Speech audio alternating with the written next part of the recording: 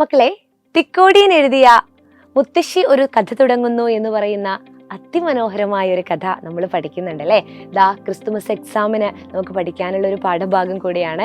അപ്പോൾ പരീക്ഷയിൽ സാധാരണ നിങ്ങളുടെ ഭാവന ഉപയോഗിച്ച് ചോദ്യങ്ങൾ അല്ലേ, ഉത്തരങ്ങൾ കണ്ടെത്താനുള്ള മിക്ക ചോദ്യങ്ങളും കാണാറുണ്ട്. അപ്പോൾ ഈ ഒരു പാഠഭാഗത്തിൽ നിന്നുള്ള ഒരു സാധ്യതാ ചോദ്യം ടീച്ചർ പറയുകയാണേ.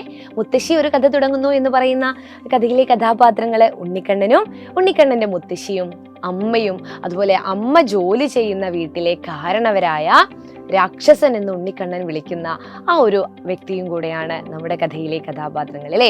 ഉണ്ണിക്കണ്ണന് എന്താഗ്രഹമായിരുന്നു ഉണ്ടായിരുന്നത്? മുത്തശ്ശി പറഞ്ഞ് കേട്ട കഥകളിൽ നിന്നും അവനൊരു ഊഞ്ഞാൽപൂതി ഉണ്ടാവുകയാണ്. ഒരു ഊഞ്ഞാൽപൂതി വരുന്നത് എങ്ങനെയാണ്?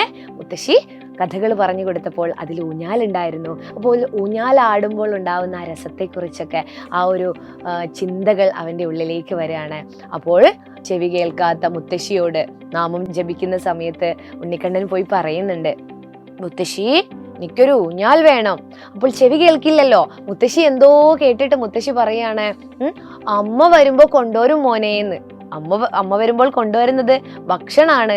അപ്പോൾ മുത്തശ്ശി കേട്ടത് ഉണ്ണിക്കണ്ണന് വിശക്കുന്നു എന്നാണ് അല്ലേ. ഉണ്ണിക്കണ്ണൻ പറയാണ് എനിക്ക് വിശക്കുന്നു എന്നാണ് മുത്തശ്ശി വിചാരിച്ചത്. പക്ഷെ അവൻ പറയുന്നത് ഊഞ്ഞാൽ വേണമെന്നാണ്. അവസാനം മുത്തശ്ശി കേൾക്കുന്നു, അമ്മയെക്കുറിച്ച് പറയുന്നുണ്ട്, അമ്മ മറ്റൊരു വീട്ടിൽ ജോലിക്ക് പോവാണ്. ഇതൊക്കെ ഈ കഥയുടെ ഭാഗമാണ്. അവന് പേടിയുള്ള ഒരു രാക്ഷസനുണ്ട് ഇതിലെന്ന്.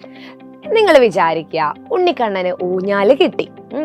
അങ്ങനെ പറഞ്ഞിട്ട് മുത്തശ്ശിയും അമ്മയൊക്കെ ചേർന്ന് അവന് ഊഞ്ഞാല് കെട്ടിക്കൊടുക്കുകയാണ്. അങ്ങനെ ഊഞ്ഞാലിലൊക്കെ ആടുന്ന സമയത്ത് നല്ല സ്പീഡിലാടും അല്ലേ. നമ്മൾ ഊഞ്ഞാല് കിട്ടുമ്പോൾ നമ്മൾ പാട്ടൊക്കെ പാടി ഉയരത്തിലാടും. ആട്ട് എന്ന് പറയും അല്ലേ. ഉന്തി വിടുകയാണ്, തള്ളി വിടുകയാണ് ചെയ്യുക. നമ്മൾ അങ്ങനെ പറയും. അപ്പോൾ ഉയരത്തിൽ പോകാൻ പേടിയില്ലാത്തവരൊക്കെ നല്ല ഉയരത്തിൽ ഇങ്ങനെ ഊഞ്ഞാലാടും. അതുപോലെ ഉണ്ണിക്കണ്ണനും ഇങ്ങനെ ഊഞ്ഞാലാടിയിരിക്കുകയാണേ.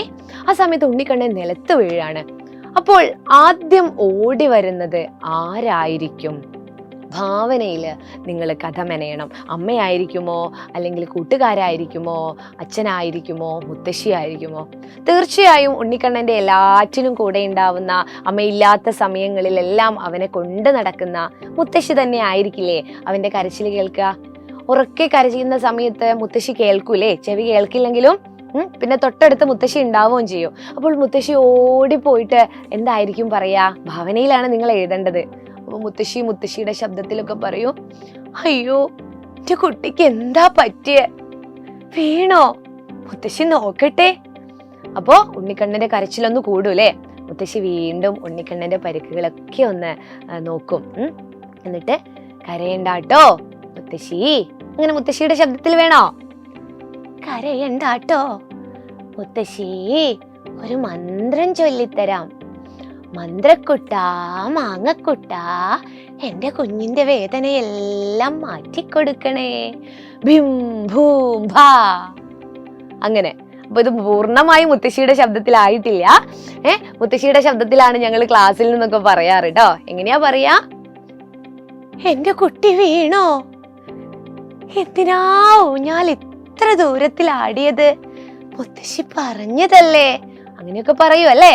അപ്പോൾ ഇതായിരിക്കും എൻ്റെ ഒരു കഥയുടെ ബാക്കി ഭാഗം എഴുതാൻ പറഞ്ഞാൽ, അല്ലെങ്കിൽ ഇമാജിൻ ചെയ്ത് എഴുതാൻ പറഞ്ഞാൽ ഞാൻ എഴുതാം. അപ്പോൾ ഈ മന്ത്രക്കുട്ട മായക്കുട്ട എന്നൊക്കെ പറയുമ്പോൾ അവർ രണ്ടുപേരും പൊട്ടിച്ചിരിക്കുന്നു, വേദനയൊക്കെ മാറുന്നു അല്ലേ. ഇതാണ് കഥ. അപ്പോൾ ഇത്തരത്തിലുള്ള ചോദ്യങ്ങൾ നമുക്ക് പ്രതീക്ഷിക്കാം കേട്ടോ. ഇനി എനിക്ക് പറയാനുള്ളത് നമ്മുടെ പൃഥ്വി ബാച്ചിനെ കുറിച്ചാണ്. 5ാം ക്ലാസ്സിലെ സൈലത്തിലെ ഓൺലൈൻ ബാച്ചാണെന്ന് നിങ്ങൾക്കറിയാം, ട്യൂഷൻ ബാച്ചാണ്. ഇതുവരെ ജോയിൻ ചെയ്യാത്തവരുണ്ടോ അതിലെ?